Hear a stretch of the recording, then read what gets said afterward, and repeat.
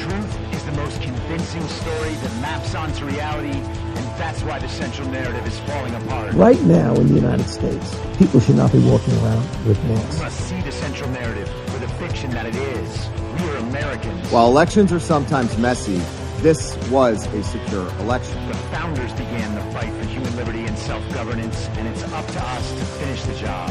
I'll tell you what, we are in a truth emergency right now. This is the end game.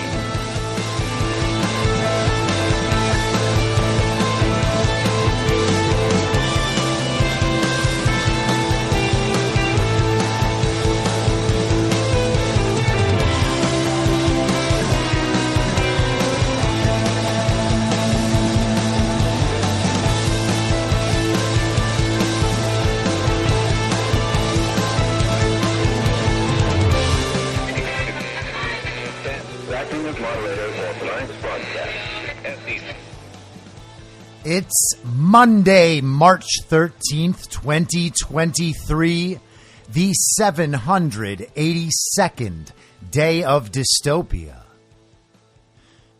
I'm your moderator, Chris Paul. Let's be reasonable.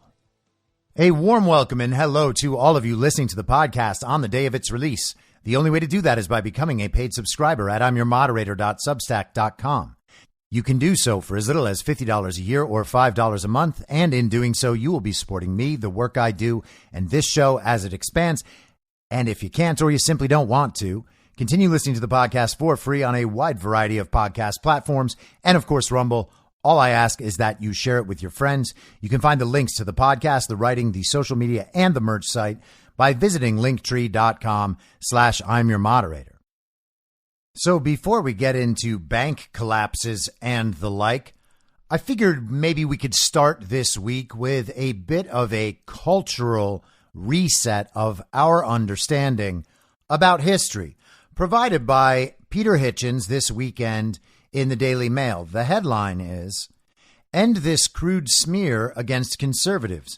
Hitler's Nazis were in fact left-wing racists." And Hitchens is going to discuss a man named Gary Lineker, who is a sports television host in the UK. The real problem with Gary Lineker is that he knows about as much about politics as I know about football. But while you will never catch me giving my opinion on soccer, Mr. Lineker thinks his TV and advertising fame qualifies him to discuss politics and history. Actually, it is amazing how little so many people know about these things. Although modern school history seems to cover nothing apart from the wives of Henry VIII and Hitler, nobody seems to know one crucial fact. The Nazis were very left-wing. They hated Christianity and deliberately set children against their parents. They imposed penal taxes on the middle class and attracted communists to their ranks. They wrecked Germany's schools, insisting, sound familiar, that they taught mad dogmas instead of proper knowledge. Like all bad left-wing causes, they were very popular with students.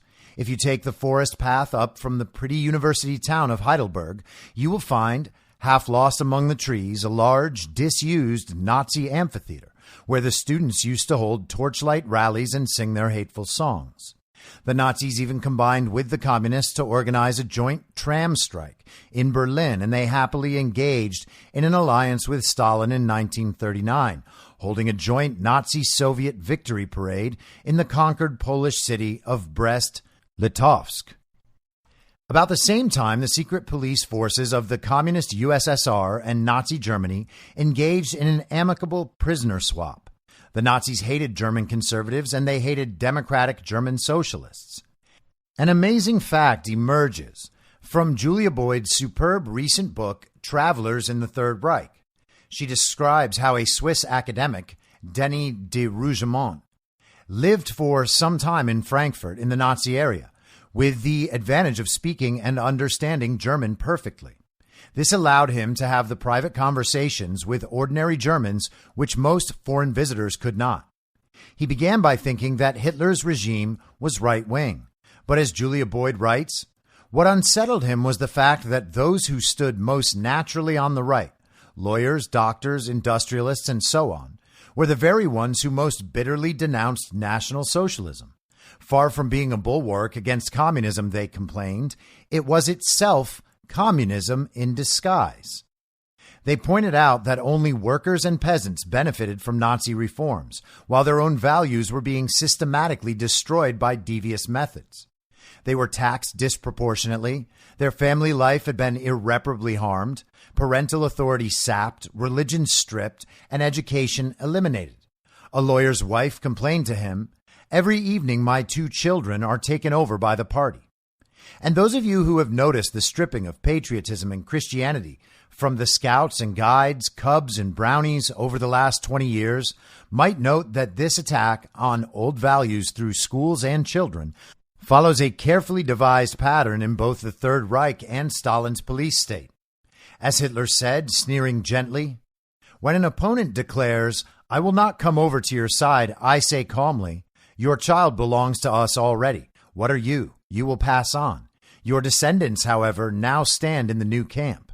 In a short time, they will know nothing but this new community.'"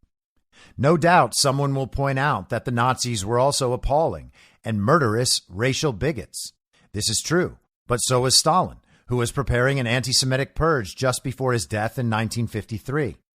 Several communist countries did hold anti-Jewish purges in the early 1950s. Karl Marx, himself a Jew, was famously anti-Semitic. Much of the modern left is suspiciously hostile to Israel for sins which they overlook in other countries.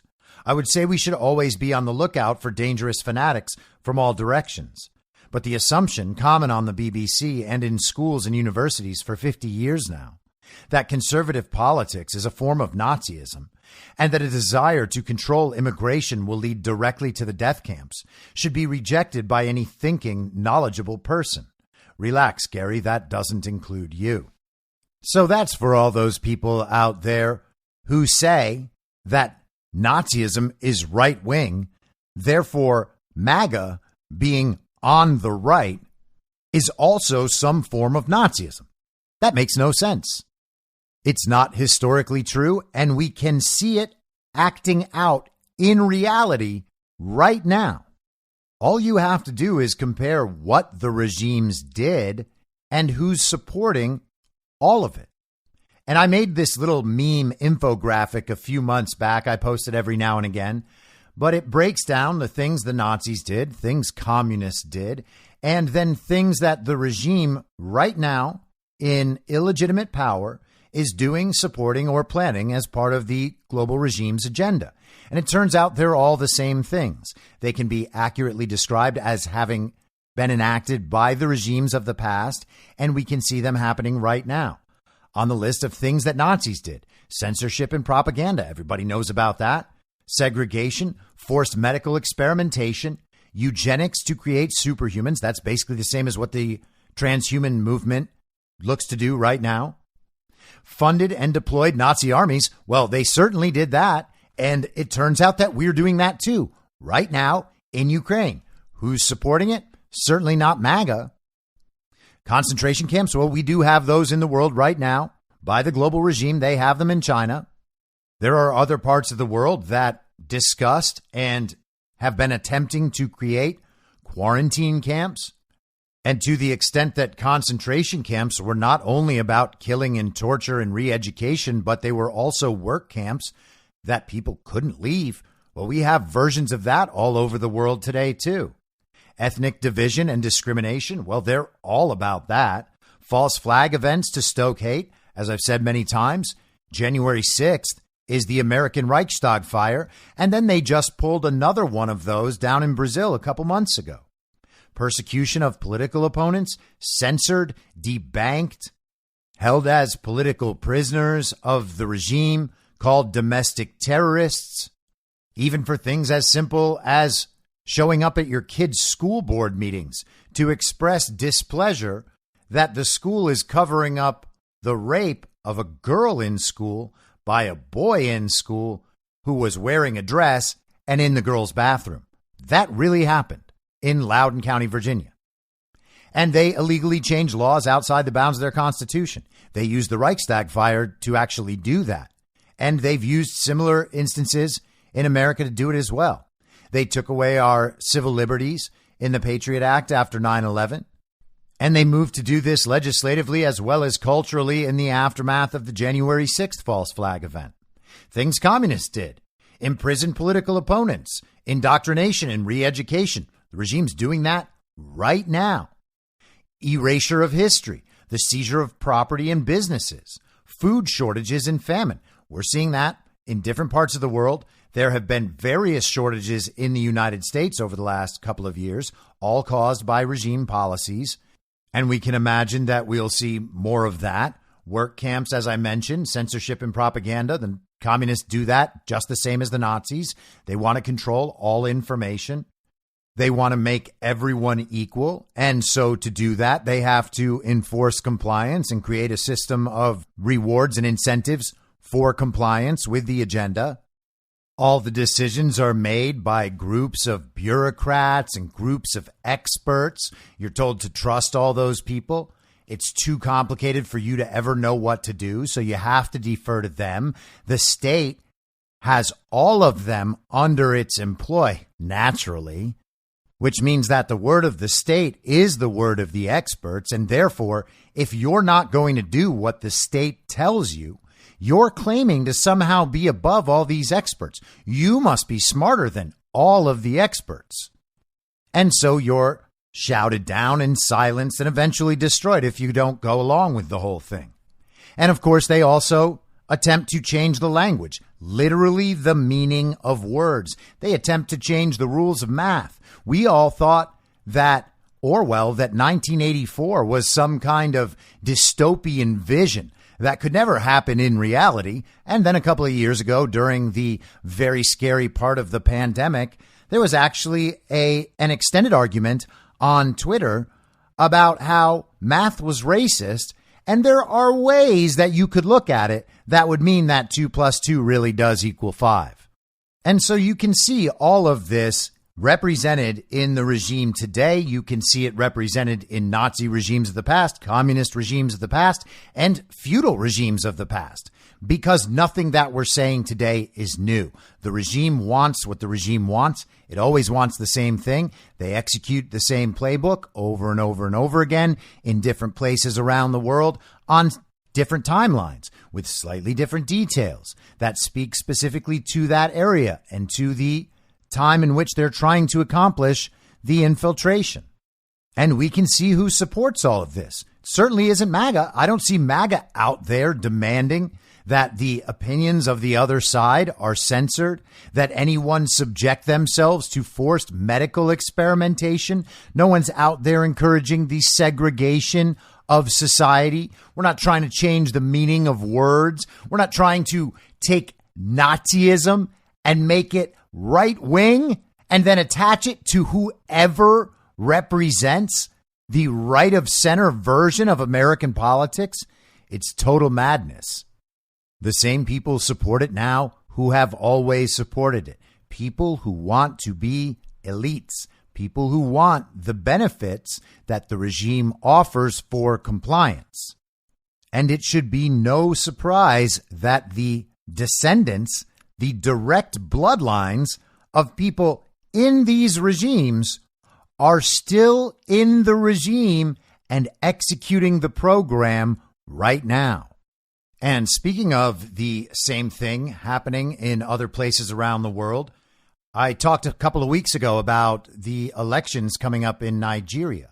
We had Antony Blinken and Samantha Power and Linda Green Thompson, the UN ambassador, releasing a video about how the American part of the regime was going to support elections in Nigeria.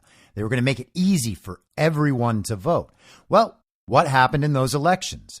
This is from the New York Times on Friday, describing some of what's happening in the aftermath of those elections. The headline is Nigeria postpones state elections amid presidential vote controversy. Nigeria has postponed state elections that have been scheduled for Saturday, heightening popular anger and cynicism over whether the country can conduct a fair vote, only 2 weeks after a presidential election tainted with technical malfunctions and allegations of fraud. Since the declaration a little over a week ago that the governing party's candidate, Bola Ahmed Tinubu, had won the presidential election, Africa's most populous nation has spiraled further into economic and political paralysis. Now the country's electoral commission has moved the election for the country's powerful state governors back by a week, saying it needs more time to reset digital voting machines used for the first time in the presidential election last month. The vote for governors is now scheduled for March 18th. The postponement of the election for 28 of the country's 36 state governors is just the latest challenge faced by Nigeria, a country of 220 million people that has been plagued by fuel scarcity, a cash crunch, and multiple security crises. And by the way, that cash crunch is partially, at least, caused by Nigeria's move to create a central bank digital currency and shift the currency in Nigeria. You know, speaking about the whole global regime agenda. Mr. Tinubu, a divisive figure in Nigerian politics, won the election with 36% of the vote, but the two other main candidates, Atiku Abubakar and Peter Obi, have called for a rerun, alleging vote rigging. A new vote appears unlikely, and Mr. Tinubu is scheduled to be sworn in on May 19th. What does all this sound like?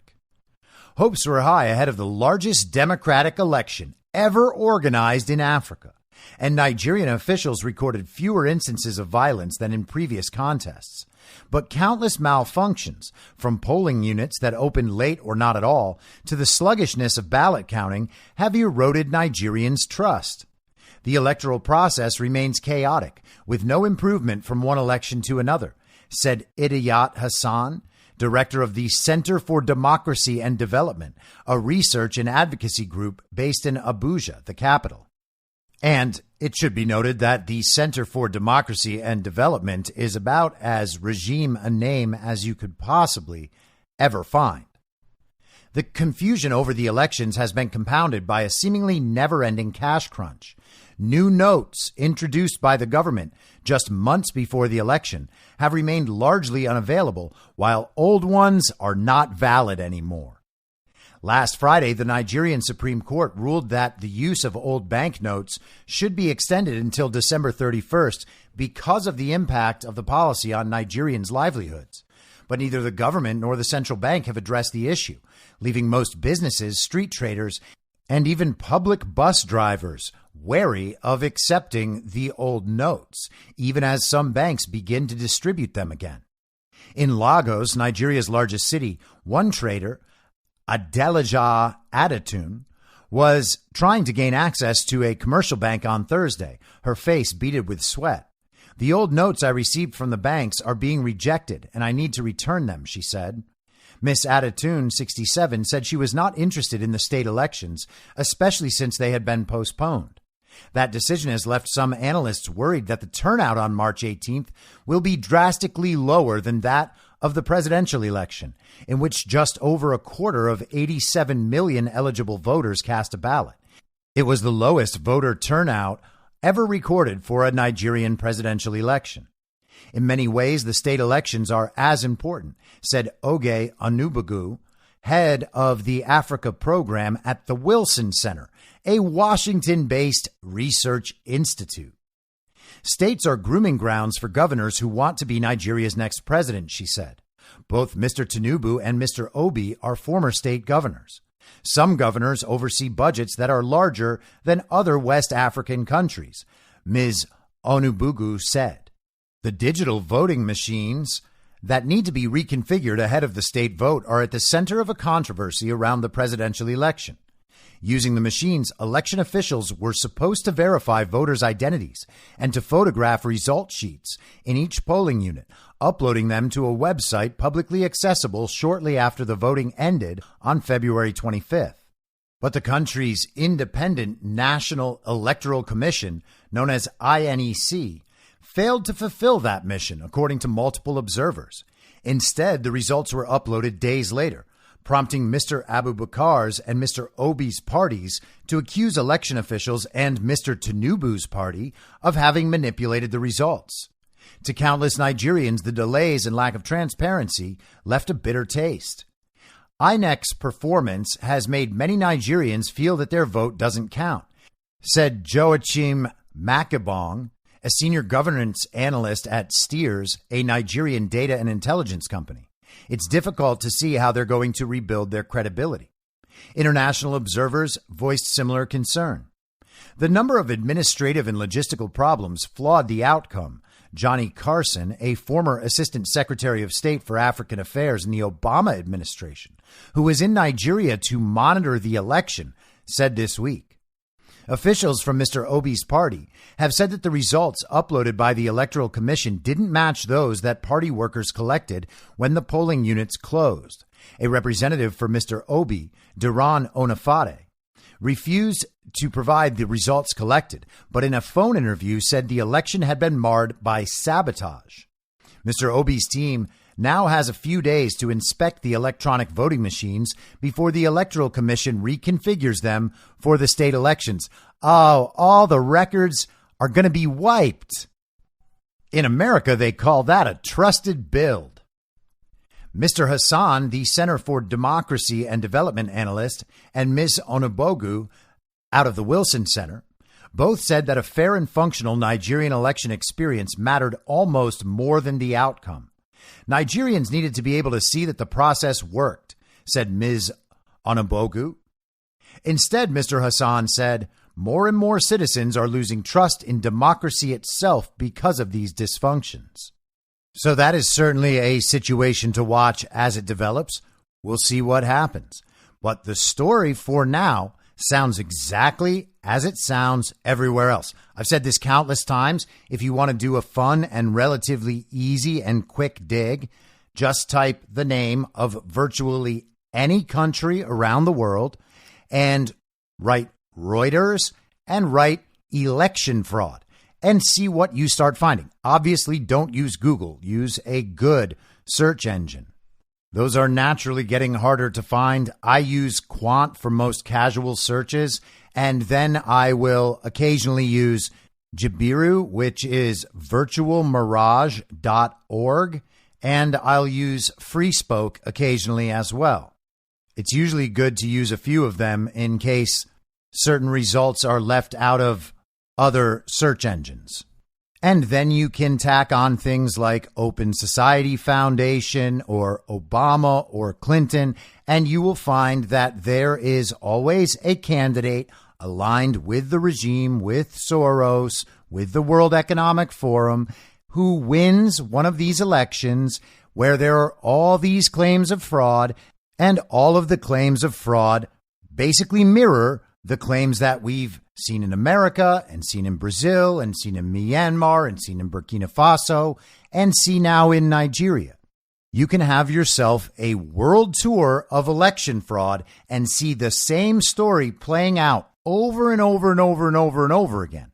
That's not a coincidence. It's not by accident. It is the same system being used around the world to steal elections and increase the domination and power of the global regime. But let's address another part of the regime's playbook. This is from Zero Hedge this morning, and I believe they're reposting the Epoch Times here. McCarthy says he will slowly roll out January 6th footage to news outlets. House Speaker Kevin McCarthy says he will slowly roll out the security footage recorded during the January 6th Capitol breach to news outlets. We will slowly roll out to every individual news agency. They can come see the tapes as well, McCarthy told Fox News' Sunday Morning Futures. That's Maria Bartiromo's show. Let everyone see them to bring their own judgment, he added. The first thing I found is that the January 6th committee was not honest with us, that it's not 14,000 hours of tapes. There's 41,000 hours of tapes. And it's worth pointing out, as I mentioned last week on the podcast, that Benny Thompson, the chairman of the illegitimate January 6th committee, said that neither he nor any of the members on the committee actually watched the security footage. He said they weren't able to access it. So keep that in mind when thinking about the January 6th committee, because we are still being told that the January 6th committee's investigation proves all of this video that's now coming out to the public, even though we've had most of it for 2 years, should still be ignored. The January 6th committee has already done their work. That was a bipartisan committee, very legitimate, and they showed the entire country exactly what the media had already showed the entire country. Just turns out to be completely and totally false. McCarthy has provided Fox News host Tucker Carlson exclusive access to 41,000 hours of surveillance footage from January 6th. The host then aired some of the clips on March 6th. Taken as a whole, the video record does not support the claim that January 6th was an insurrection, Carlson said during his program. In fact, it demolishes the claim. Footage shown by Carlson raised questions about QAnon shaman Jacob Chansley's time in the Capitol and U.S. Capitol Police Officer Brian Sicknick's death. McCarthy's decision to share footage with Carlson has been criticized by Democrats, including President Joe Biden and Senate Majority Leader Chuck Schumer. When asked if he had any regret over sharing the footage with Carlson, McCarthy stood by his decision. I didn't give the tapes. I allowed him to come see them, just like an exclusive with anybody else. My goal here is transparency. The top House Republican added that it was important to have equal justice, pointing to protest after the death of George Floyd in 2020. The one thing I understand in America, we should have equal justice, he said. What really raises the point with me is, why did I watch federal courts? Why did I watch cities burn, federal agencies or something, and nobody arrested there? I think we should have equal justice across this country. And it's really concerning to me, since we've taken the majority, the things I have learned that government has done, that withheld information from the American people. That will not happen on our watch, regardless of what the information says or doesn't say. I think transparency is best, and allow the American public to see it all.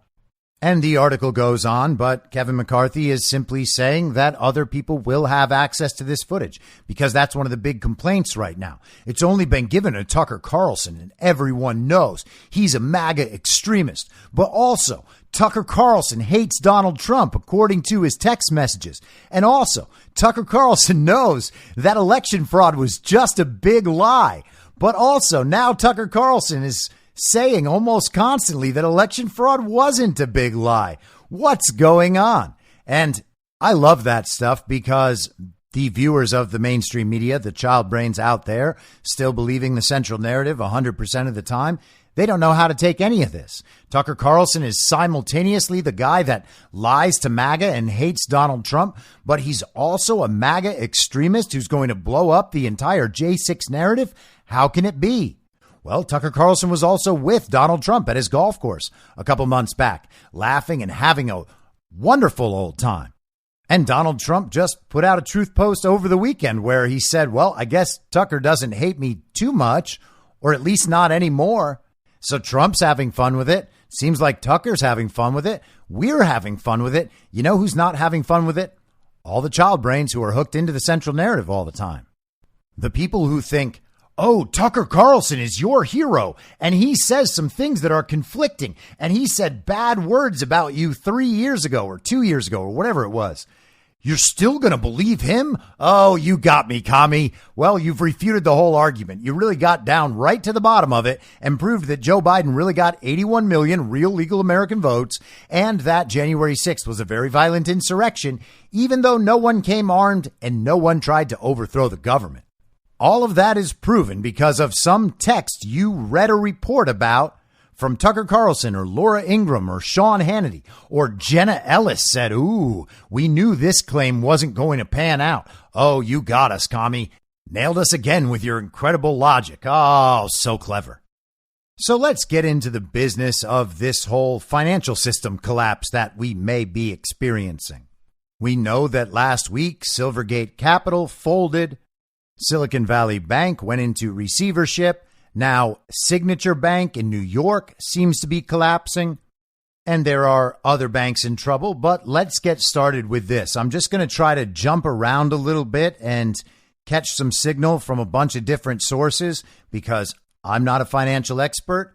So my goal here is to be tuned into as much relevant information as we can be tuned into, and then watch as the situation develops and see where we get more signal. This is from Fox Business Today. Silicon Valley Bank had more red flags than a CCP meeting, but regulators cared about climate, not bank risks. Despite skeins of bank regulations supposed to prevent another financial meltdown, Silicon Valley Bank, the country's 17th biggest bank, went down in flames last week. It was the second biggest bank failure in U.S. history and has prompted a lot of finger pointing. The 17th biggest bank. Wow, that's a big, big bank. Management messed up by not addressing a serious cash shortage until it was too late. Some blame Peter Thiel, saying the venture capital investors' call for small tech firms to withdraw deposits from SVB accelerated its demise. And Thiel is one of the billionaire tech entrepreneurs that people believe, with good reason, is on Donald Trump's side. And so naturally, they would love to shift the blame to him. Others are critical of Goldman Sachs, SVB's advisor, who signed off on their ill-devised decision to try to sell equity, thus alerting investors to their capital shortfall. There's plenty of blame to go around, but when a financial institution goes under, you have to wonder, where were the regulators? After all, there were more red flags than you see at a CCP convention. Last year was a year for the record books, and not in a good way. In response to the worst inflation in 40 years, the Federal Reserve undertook one of the most aggressive rate hiking programs in history. In response, U.S. investors sold down stocks, and especially high multiple tech shares. The S&P 500 was off 18% in 2022. The Nasdaq dropped 33%. In addition, last year was the worst year ever recorded for U.S. bonds. The total bond index, which tracks high-quality U.S. corporate and government debt, lost more than 13% in 2022. Thanks to trillions of dollars in government spending during and after the pandemic and to massive money printing by the Federal Reserve, banks nationwide enjoyed a massive influx of deposits beginning in 2020. Most, including Silicon Valley Bank, put much of that money into investments like treasury bonds and other fixed income securities that nosedived when rates went up. Federal Deposit Insurance Company, the FDIC, filings show that U.S. banks took over $600 billion worth of unrealized losses last year, a major red flag. Meanwhile, banks, including SVB, were slow to respond to rising rates and started losing deposits last year as customers took money out of checking and savings accounts to invest in higher yielding treasuries or money market funds. Bloomberg reports that commercial bank deposits fell last year for the first time since 1948, as net withdrawals hit $278 billion. Those issues, portfolio losses and declining deposits, caused SVB to fail, but the problems were not unique to that bank. Indeed, Signature Bank also collapsed for similar reasons just hours ago. Authorities should have been on high alert. They were not. Consider the Financial Stability Oversight Council, the body created in 2010 after the financial crisis, which was meant to avert just this sort of collapse. The council is chaired today by Treasury Secretary Janet Yellen and includes 9 other voting members, including Fed Chair Jay Powell, the heads of the FDIC and the Bureau of Consumer Financial Protection, and Gary Gensler, head of the SEC. Oh, wasn't he involved in that whole FTX thing too? Oh, yeah, he was. And wasn't he the finance chair for the Clinton campaign? Probably just a coincidence. The council's website defines its task as, quote, identifying risks to the financial stability of the United States. The council last met on February 10th via video conference. The readout of that meeting shows the group previewed its 2023 priorities, which included, quote, climate-related financial risks, non-bank financial intermediation, treasury market resilience, and risks related to digital assets, end quote. Climate change, which it describes as, quote, an emerging threat to U.S. financial stability, end quote, is identified in the 2022 annual report as a key priority and has been one of the council's principal preoccupations for the past 2 years. To be fair, the council was also concerned about cryptocurrency-related risks, non-bank financial intermediation, and the resilience of treasury markets. Those were the issues on which the council was focused, not mounting portfolio losses and declining deposits. This is shocking. As economist Ed Hyman has pointed out, there has never been a rate tightening cycle without some sort of financial shock, like the failure of long-term capital management in 1998 or the bursting of the dot-com bubble in 2001. That's because Fed rate hikes are intended to drain excess liquidity out of the system and also to deflate overpriced assets like housing in 2008 or tech stocks in 2001. Because investors tend to move in herds, the process is rarely smooth. When people started asking for their funds last week, SVB faced a liquidity crisis. Their holdings had shrunk in value, so they tried to raise new capital by selling stock and preferred shares to tide them over. Going to public markets instead of private lenders was a mistake. Depositors were spooked and rushed to claim their funds, causing a bank run and the shuttering of SVB. Was anyone paying attention?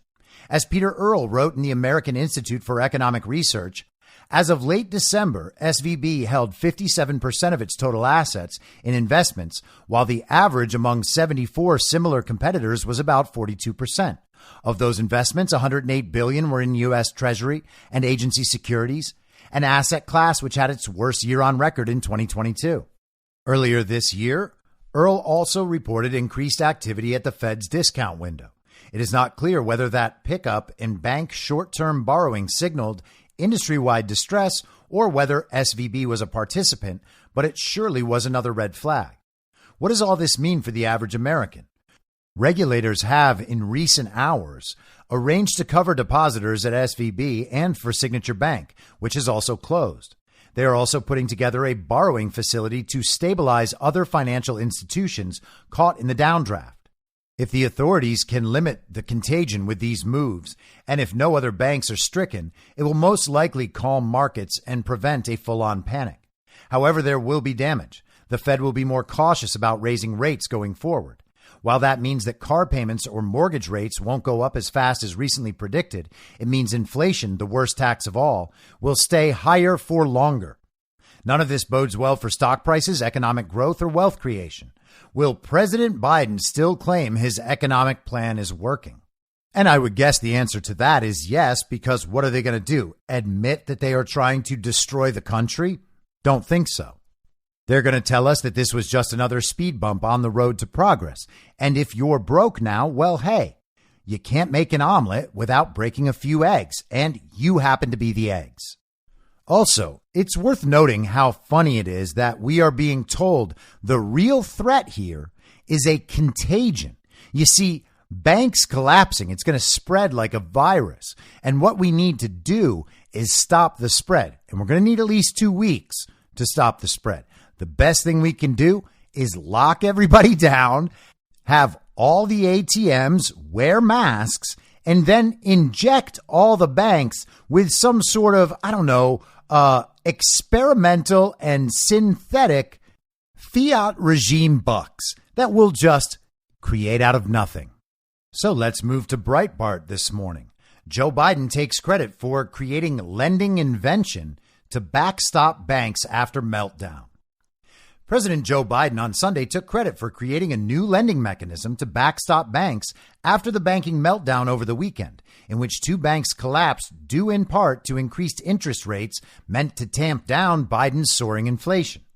The new facility, dubbed the Bank Term Funding Program, will provide liquidity to, quote, help assure banks have the ability to meet the needs of all their depositors. Treasury Secretary Janet Yellen, Federal Reserve Chair Jay Powell, and FDIC Chair Martin Gruenberg announced Sunday. The extraordinary measure, quickly erected before markets opened Monday, was praised by Biden, who also took credit for the financial invention.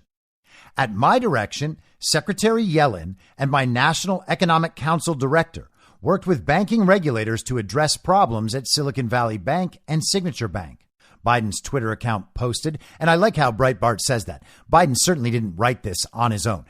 His Twitter account simply posted it. I'm pleased they reached a solution that protects workers, small businesses, taxpayers, and our financial system. And they enclose a tweet from Howard Mortman, where he attaches this clip of Joe Biden from December 5th, 2016.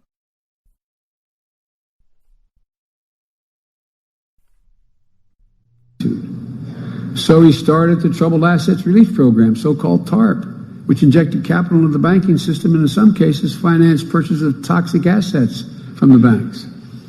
And before stimulus was a dirty word, President Bush pushed for modest rebate checks to taxpayers to try to stem the crisis and jolt the economy a little bit. And the President Obama and I, along with Republicans in the Congress, continued the TARP program to avoid a complete collapse of our financial system. Mr. Chairman, you know better anyway, voting for TARP, bailing out banks, was like putting a snake in everyone's living room. I mean, talk about the most unpopular vote any member of Congress. I really mean this now. I'm serious. The folks who, quote, caused the crisis, all of a sudden, we're making sure that we bail them out. It's hard to explain to average, well-informed Americans, but it was necessary. It was the right vote, and it helped save the economy.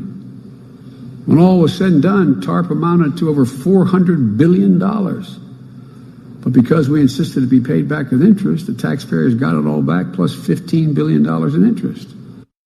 It's kind of funny, isn't it, that they know the people don't like what they're doing, but the regime has needs and they're there to serve the regime.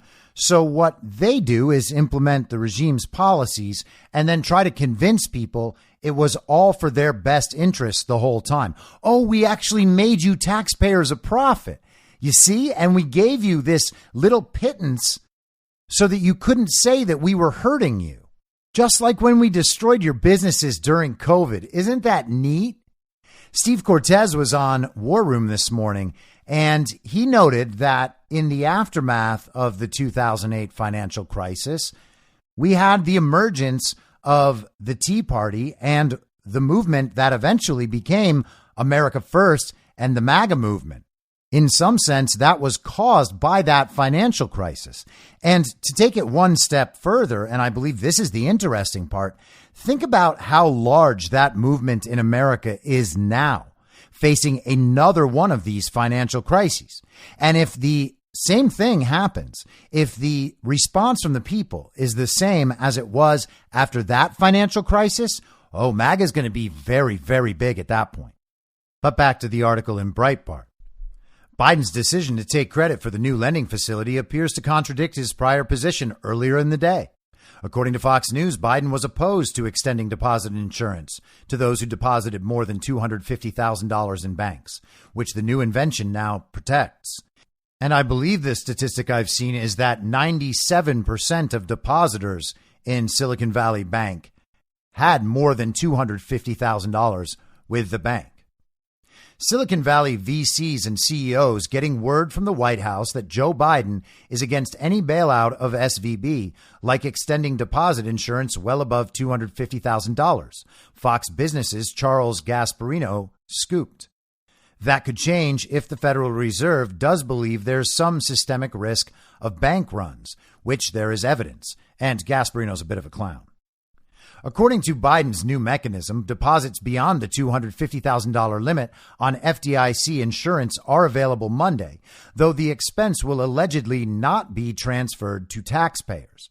The Treasury in FDIC's announcement of the program wrote, after receiving a recommendation from the boards of the FDIC and the Federal Reserve and consulting with the president, Secretary Yellen approved actions enabling the FDIC to complete its resolution of Silicon Valley Bank, Santa Clara, California, in a manner that fully protects all depositors. Depositors will have access to all of their money starting Monday, March 13th. No losses associated with the resolution of Silicon Valley Bank will be borne by the taxpayer. We are also announcing a similar systemic risk exception for Signature Bank, New York, New York, which was closed today by its state chartering authority. All depositors of this institution will be made whole. As with the resolution of Silicon Valley Bank, no losses will be borne by the taxpayer. Shareholders and certain unsecured debt holders will not be protected. Senior management has also been removed. Any losses to the deposit insurance fund to support uninsured depositors will be recovered by a special assessment on banks as required by law. Finally, the Federal Reserve Board on Sunday announced it will make available additional funding to eligible depository institutions to help assure banks have the ability to meet the needs of all their depositors.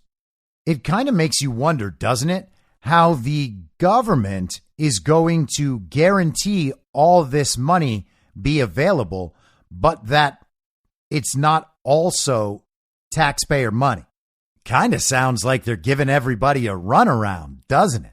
Sounds like they're trying to say, hey, everybody, we know that none of you want to pay for this, so we're going to do what we need to do, and we're going to tell you that none of you are going to pay for this.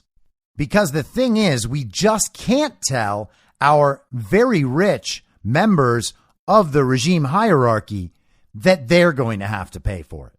That's not an option. So telling you that you aren't paying for it is the best option. And they certainly don't want to pay for it. David Sachs, who's like Elon's guy on Twitter, he's one of the tech and finance bros on Twitter who have become so prominent in the last few years, especially as people who were actually opposing the regime online were canceled and censored. Twitter basically became this place where all these very serious intellectuals who were rich and had some power and some influence began controlling the whole narrative for everybody else. These were the smart people. These were the gurus. These are who you had to listen to about everything. They've dominated the conversation on Twitter, and they continue to.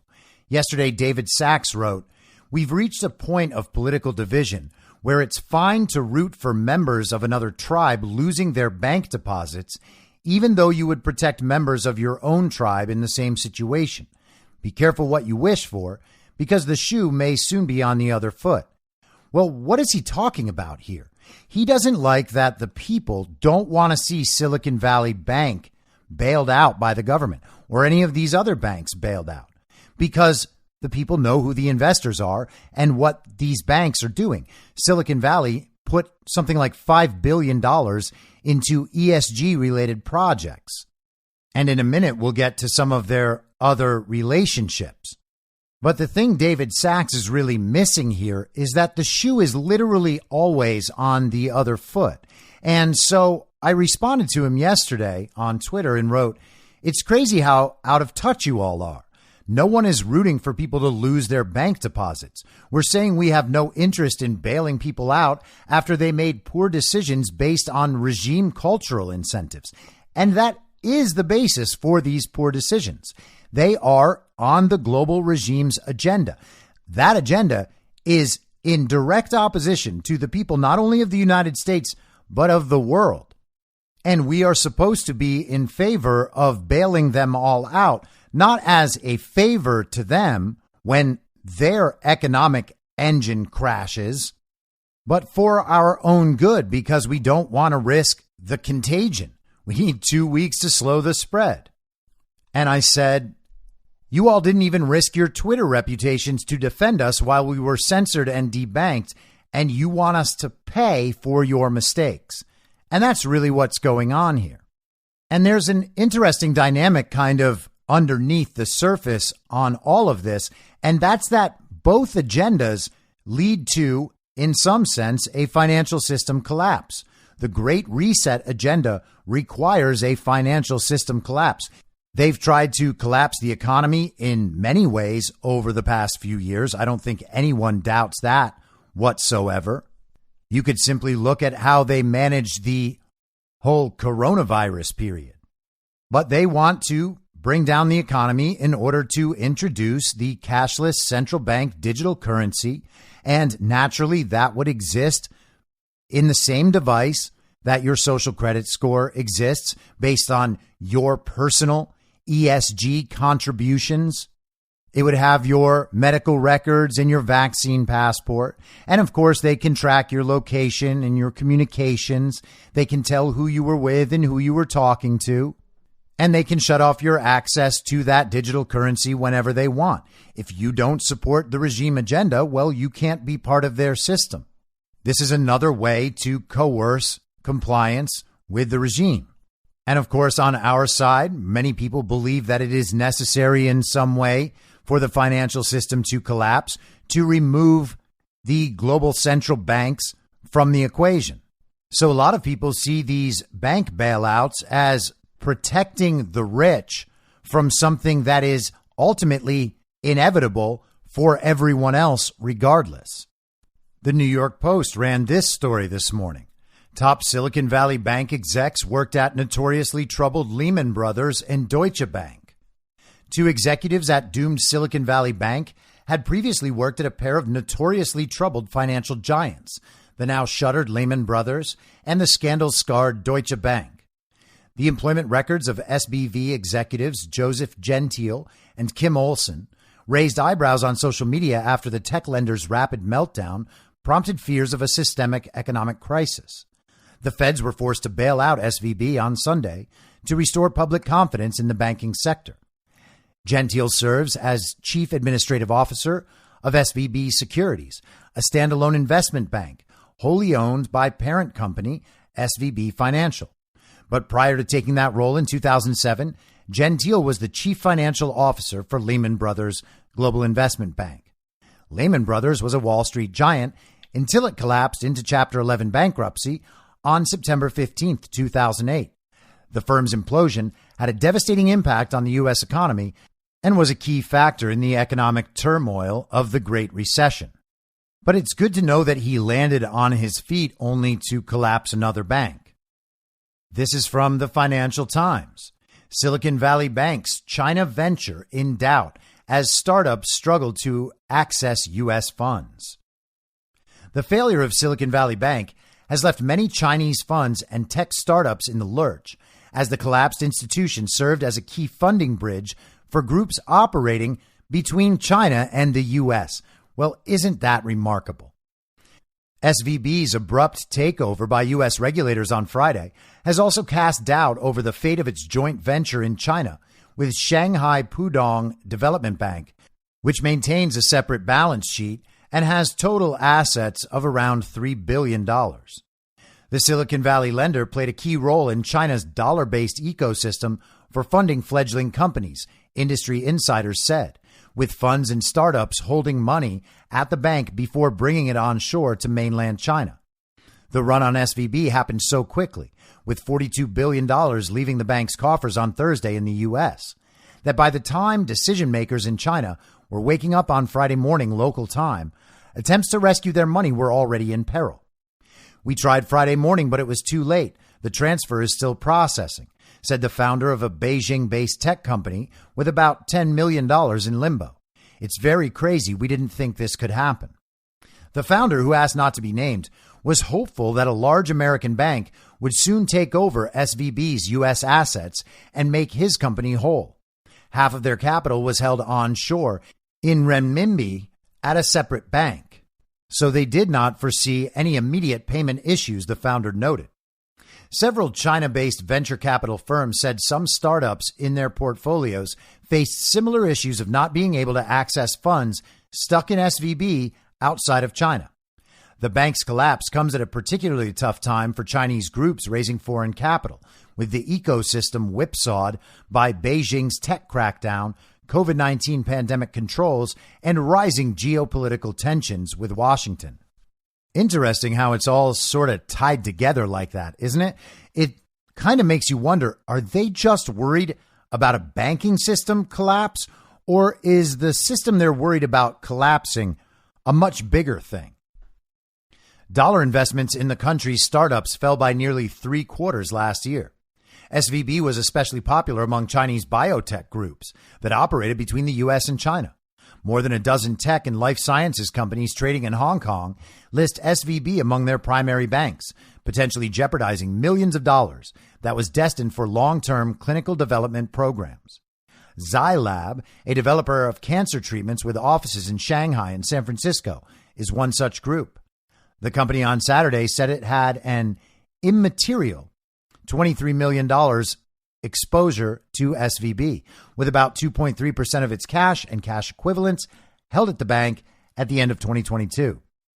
Chinese regulators are rushing to find a solution for SVB's local joint venture, in which the U.S. bank holds a 50% stake. The Shanghai branch of China's banking regulator held an emergency meeting over the weekend to discuss the problem, according to one person familiar with the discussions. SVB's collapse means that it might not be allowed to remain a major shareholder of the venture, according to Chinese commercial banking regulations. Zero Hedge published this today: small banks are crashing. Over the weekend, when parsing through the carnage sweeping the U.S. banking sector, we analyzed which banks are facing the highest deposit run risk in the aftermath of the SVB and now Signature Bank failures, and focused on a handful of names who have the bulk of their funding in the form of deposits which are now suddenly at risk amid what seems to be a major bank run. J.P. Morgan's Michael Sembalest, whose bank is poised to benefit the most from the ongoing carnage, chimed in with the following chart, which added an additional axis looking at loans plus securities as a percentage of total deposits, but which after the new BTFP, that's the new invention, the new mechanism they're using, the new BTFP bailout facility, is irrelevant since the Fed and TSY are effectively backstopping unrealized losses on securities. So we are really down to which banks have the most bank run risk, which, as we explained, are primarily America's small regional banks. How are they holding up today? Well, not good. Here is the KRE index.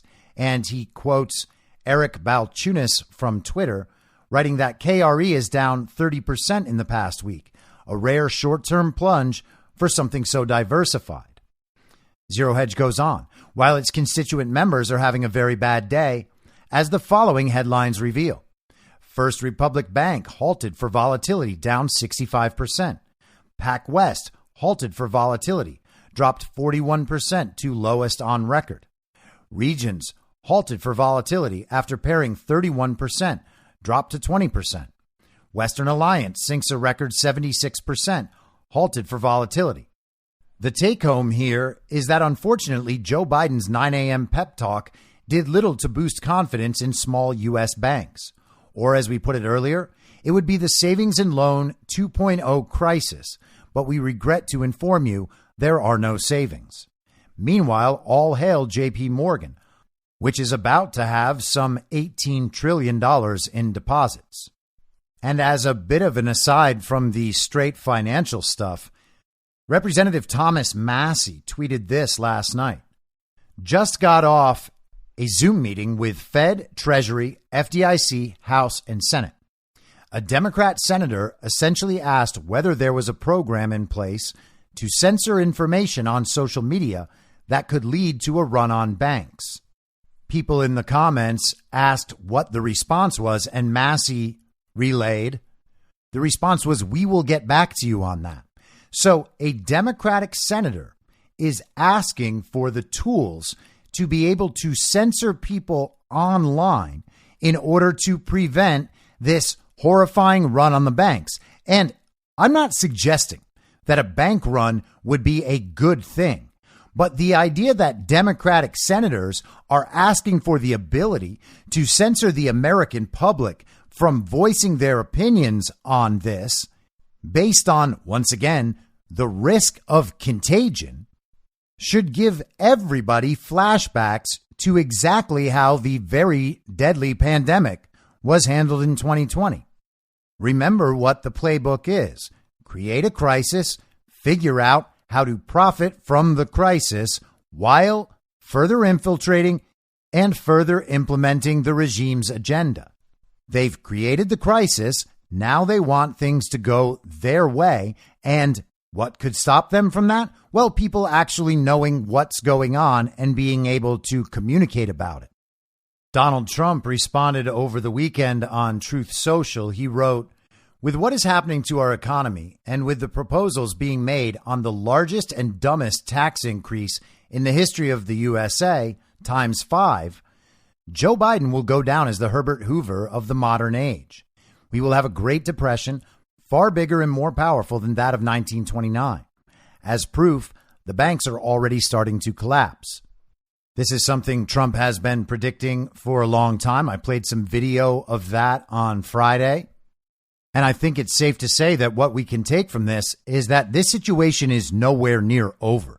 And Trump posted this prior to the decision to bail out at least the depositors of SVB and some of the other stuff that's happened, Signature Bank and whatnot. And he's talking, of course, about Joe Biden's budget. But there's so much that happened last week. It's amazing that we are all stuck on this one issue. Again, not to say it's not an important issue. It's absolutely one of the most important issues of the day. But it's preceded by a whole lot going on last week. The exposure of the J6 stuff, with a big chunk of the public realizing that they were completely and totally lied to about all of that.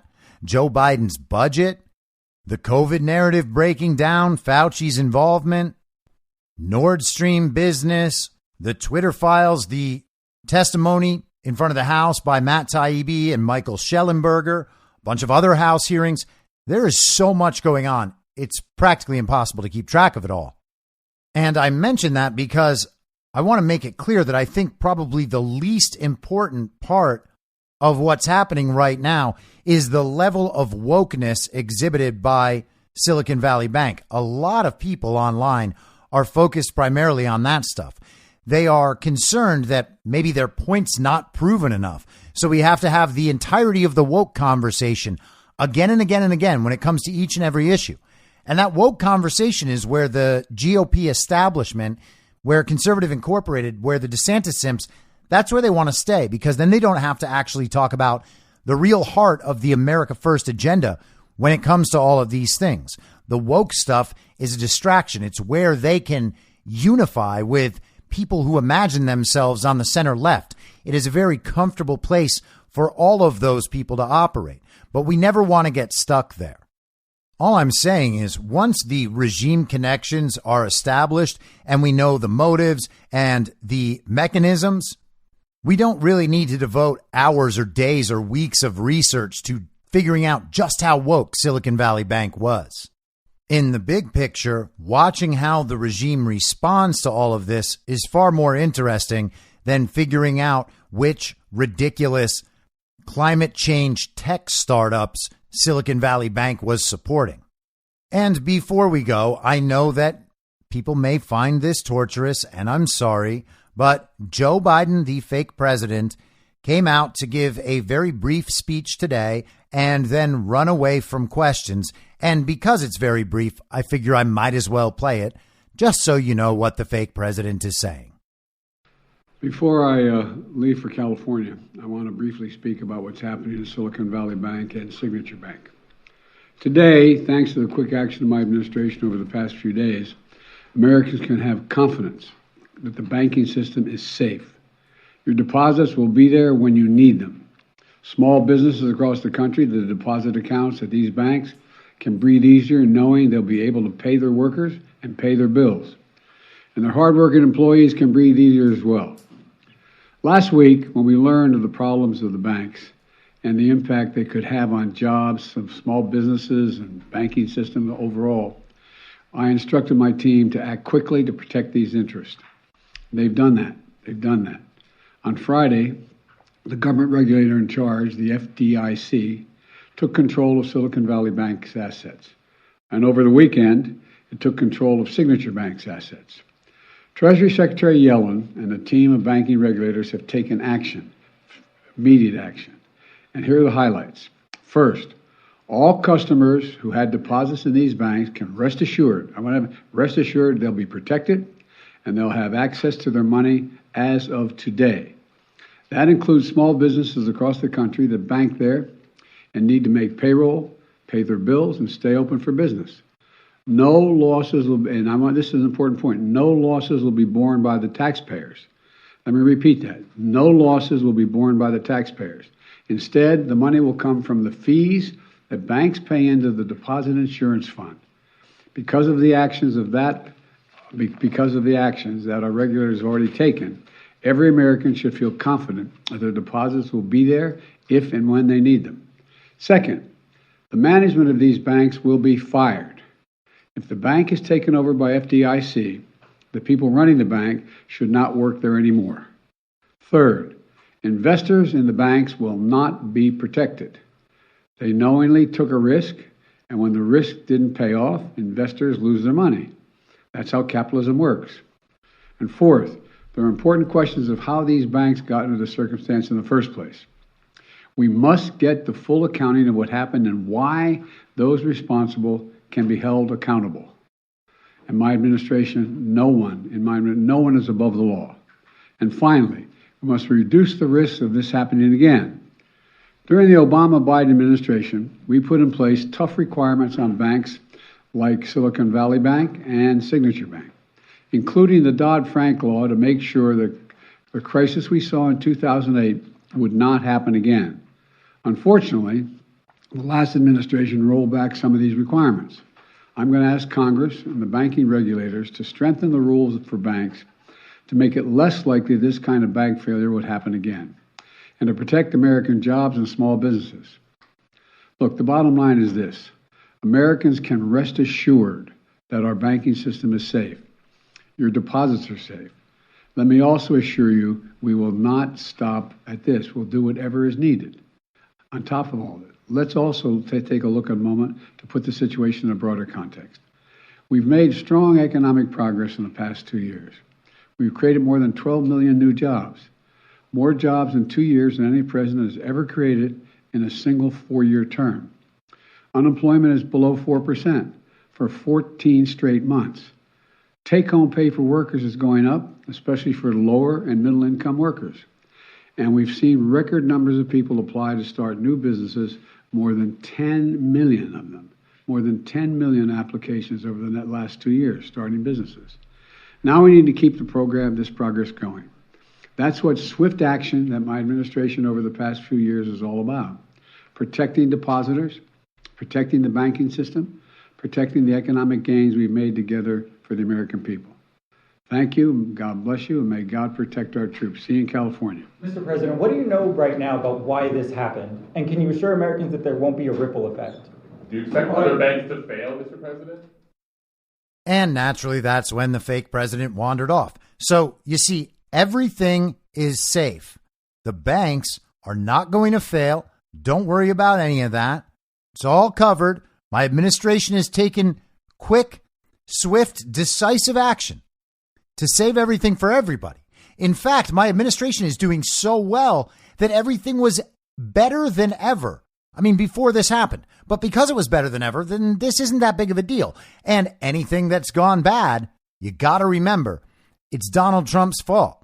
Now, sure, we've had banks fail before, and we're having banks fail now. None failed while Trump was there. But we can say that he changed Dodd-Frank a little bit. And once we say that, well, that means it's all his fault. Just like how he caused the Ohio train derailment, and how he was responsible for the sky circles, and how he's responsible for everything else. All we have to do is figure out how to say Donald Trump is responsible and Donald Trump is to blame, and everybody who voted for Joe Biden will just accept that answer and go out and tell everyone else about it. And when all of those stories and excuses fall apart and become too embarrassing to ever repeat again, well, they'll just put another excuse in place and allow the system to march on. But one would think and one would hope there's an endpoint for that. And I personally think we're going to be seeing that endpoint rather soon. I'll be back tomorrow at the same reasonable time on the same reasonable podcast network. I don't have a network. Masks and lockdowns don't work. They lied to you about a pandemic. And Joe Biden will never be president. In my mind, that's the end game. If you're listening to this episode for free, you can support me and support the show and the work I do by signing up for a paid subscription at imyourmoderator.substack.com. You can do so for as low as $50 a year or $5 a month. Comes out to under $0.25 per episode, and you'll blast right through the paywall for all of the writing. The merch store is www.cancelcouture.com. And you can find everything else by heading to Linktree, linktree.com/I'm your moderator. And I'll see you soon out on the range.